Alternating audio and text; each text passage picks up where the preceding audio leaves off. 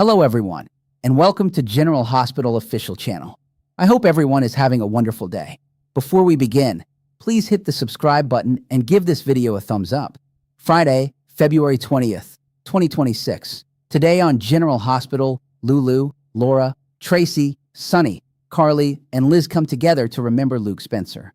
Lulu is frantically searching her house for her phone when she finds it under the coffee table and then notices something under her bookshelf. It's an old photo of Luke, and she's moved to tears. Liz stops by Laura's office to share the news that Aiden passed his driver's test. Now he's obsessed with finding the right car, which is all he talks about these days. Laura says he gets that from Luke. Sunny stops by Carly's place after dropping Donna off at school, as the kid left her lunchbox behind. Sunny spots a gambling chip on the kitchen island that Carly says Donna found, and it reminds him of Luke. Lulu rushes over to the Quartermains to hug Tracy, who asks what is wrong. Lulu shows her the photo of Luke she found, and Tracy realizes she never got to grieve her father, so they will honor her dad today. Laura has her secretary cancel some of her later appointments as she'll be out of the office, and to remind her to send her grandson Aiden his birthday gift early, as he's saving for a car. Lulu and Tracy head to the church, but Lulu quickly realizes this place doesn't feel like her dad. Tracy laughs that she told her so, and they head out. Tracy stops to blow out the candle Lulu lit, looks up, and says, I know. In Carly's kitchen, Sunny reflects on the first time he met Luke and how angry he was at Sunny for showing up at his house, where his family lived. Sunny tells Carly that Lulu was more than his friend. He was his brother. Carly recalls how much her mother loved him, but she wasn't always on great terms with her uncle. She recalls Luke once trying to convince her to transfer Yelku shares to him. Outside the church, Tracy and Lulu reflect on Tracy waking up with a hangover at a casino hotel to discover she had married Luke. That gives Tracy an idea. Carly tells Sunny that she has to get to Bobby's, and he has to get Donna her lunch. They say goodbye, and Sunny pockets the poker chip. Lulu and Tracy show up at the Brown Dog, which is closed.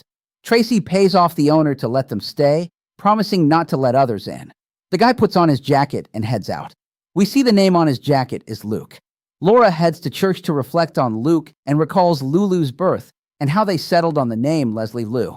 She knows he's not here with them on Earth anymore, but he never left her once, and she feels him when life gets too heavy. It's his voice she hears calling her angel and reminding her who she is. Laura sobs that what they had never ended for her. It just transformed, and their hearts are bonded beyond even this lifetime. She thanks him for the dance, the adventure, and the love of a lifetime. At the bar, Tracy and Lulu toast to Luke. Tracy recalls when Luke was in the hospital after his third heart attack, and he wouldn't stop living his life on the edge. The ladies soon realize honoring Luke by drinking probably isn't the greatest way, given his alcohol problems. Laura stops by Bobby's, where Carly pours her some coffee. Both have been thinking about Luke, and Laura laughs. Maybe it's something in the air today. Sunny stops by the Brown Dog, having seen Lulu's car out front, and thought maybe they ran into trouble. Tracy explains they are celebrating Luke, and Lulu invites him to join them. Laura thanks Carly for keeping the diner going, as it was so important to Bobby and Luke. Laura recalls Luke working in the kitchen and her begging him to face her, as she still loved him and still wanted to be his wife. Laura then gets a text from Lulu. While at the hospital, Liz gets a text and tells a nurse she's taking off a few minutes early because she needs to be somewhere. At the bar, Lulu, Tracy, and Sunny laugh over all the trouble Luke got into and never paid for, as he was so charming. Laura arrives to join them and tells Lulu that her dad would have felt right at home here. Back at Bobby's, Carly heads out, looks at the sign, and reflects on Luke praising her as a true Spencer. She then gets a text, and somehow, the poker chip turns up in her purse. As the gang keeps sharing memories, Laura flashes back to her and Luke's wedding. Carly soon arrives, having received Sunny's text, and learns what is going on. She wonders why Sunny put the chip in her purse, but he didn't. Liz then joins the celebration. Sunny brings up how some cultures celebrate lost loved ones, and recalls learning about one that sends lanterns out to sea. Everyone soon gathers at the pier to place lanterns in the water as Laura tells Lulu how often she feels Luke with her. They all pour some whiskey and toast to Luke. Sunny hopes he's rejoined with his beloved haunted star and is always rolling sevens. Lulu cries, "This feels right." And thanks, Tracy. Lulu then looks out and sees a vision of her dad walking away and into the light. This is actually from one of his last episodes as he left Port Charles. Lulu says, "Goodbye, Dad." On the pier, Sonny recalls Luke leaving Sonny his precious gun as he was walking away from that life. Liz heads home and recalls baking brownies to cheer Luke up and asking him to join her as his date to the GH Christmas Bash. She then spots Aiden's car magazine and looks through it. Laura returns to her office and finds that her assistant left a car-themed card for Aiden on her desk. It makes her think about Luke and his convertible, and when they pretended she was in labor as the cops pulled them over. She then recalls dancing with him time and time again. At Bobby's, Carly looks at her mom's name on the menu and then recalls Luke staying for free at the Metro Court, where he was hiding out from his enemies, and that they bickered that he was overstaying his welcome. Tracy sits by the fire at home, sipping tea, and looks at a photo of her mother. She says, "We sure knew how to pick them, didn't we, Mother?" She recalls Luke telling her that they were a perfect match and just worked and proposing to her properly. Tracy ends up in tears and cries, "I'd do it all over again." Finally, at home, Lulu has framed the photo she found of her dad and puts it on the mantle, then reflects back on him telling her that she'll always be his baby girl. The poker chip ends up in her pocket, and she thanks her dad for giving her his luck and love. She places the chip next to his photo.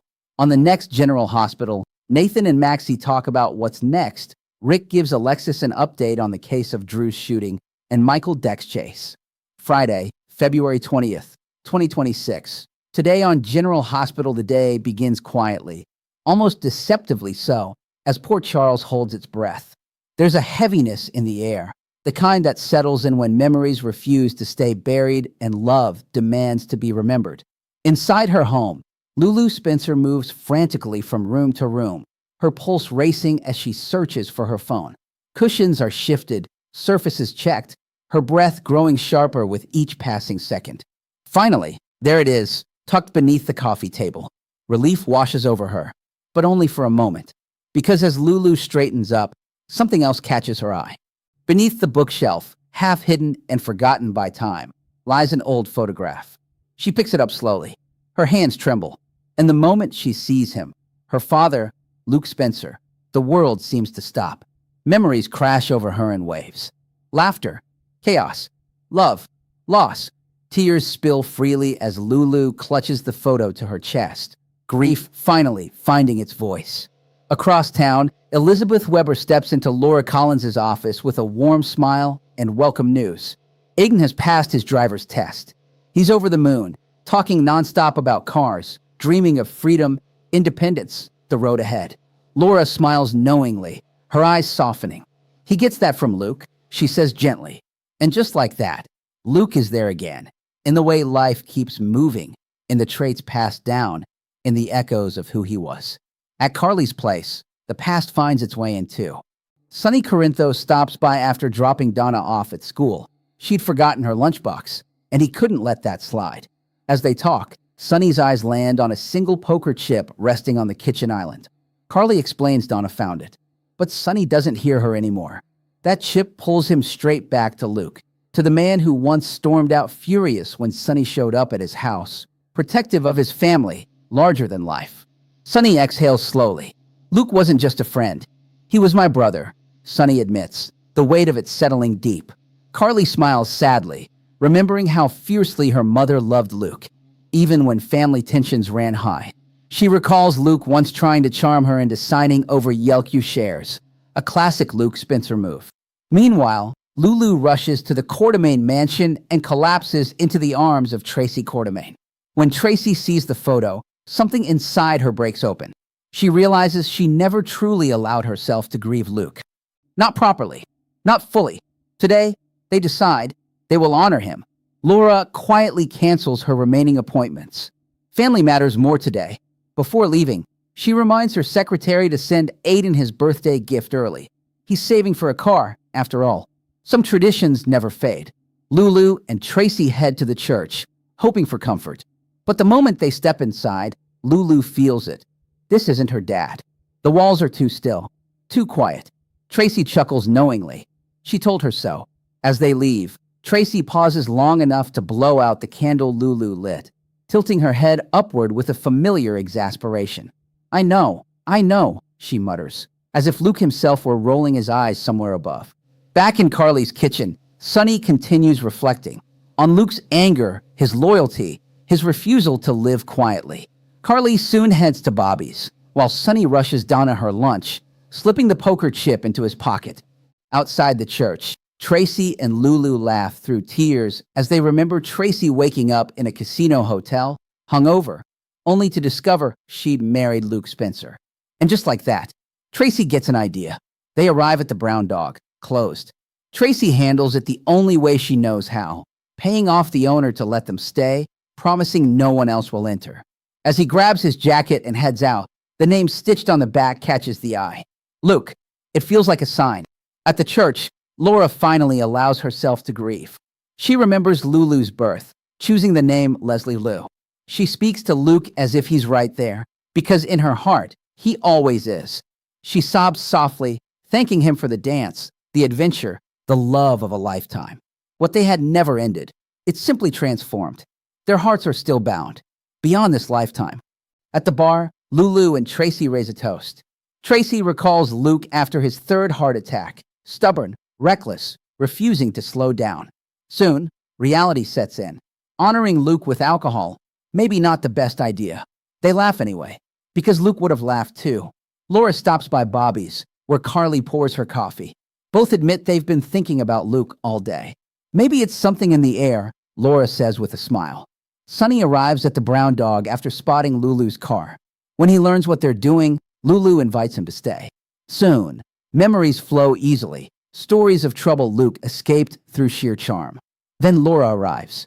He would have felt right at home here, she tells Lulu. And she's right. Back at Bobby's, Carly steps outside and looks at the sign. Luke once told her she was a true Spencer. Her phone buzzes, and somehow, the poker chip is now in her purse.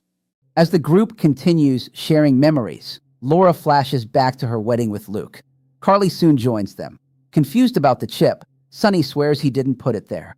Then Liz arrives, answering a call she felt she couldn't ignore. Sonny suggests honoring Luke the way some cultures do by sending lanterns out to sea. And so, they gather at the pier. Lanterns glow against the dark water. Whiskey is poured. Glasses are raised. Laura tells Lulu how often she still feels Luke with her. Sonny hopes Luke has rejoined the haunted star, always rolling sevens. This feels right, Lulu cries, thanking Tracy. And then, she sees him. Luke, walking away into the light. Goodbye, Dad, she whispers. Later, Sonny recalls Luke leaving him his gun, a symbol of walking away from violence. Liz heads home, remembering baking brownies for Luke, inviting him as her date to the GH Christmas Bash. She flips through Aiden's car magazine, smiling. Laura returns to her office and finds a car-themed card for Aiden. It reminds her of Luke's convertible, pretending she was in labor as cops pulled them over. She remembers dancing with him, always dancing. At Bobby's, Carly stares at her mother's name on the menu, recalling Luke hiding out at the Metro Court, overstaying his welcome, bickering like family always does. At home, Tracy sits by the fire, tea in hand, gazing at her mother's photo. We sure knew how to pick them, didn't we? She whispers.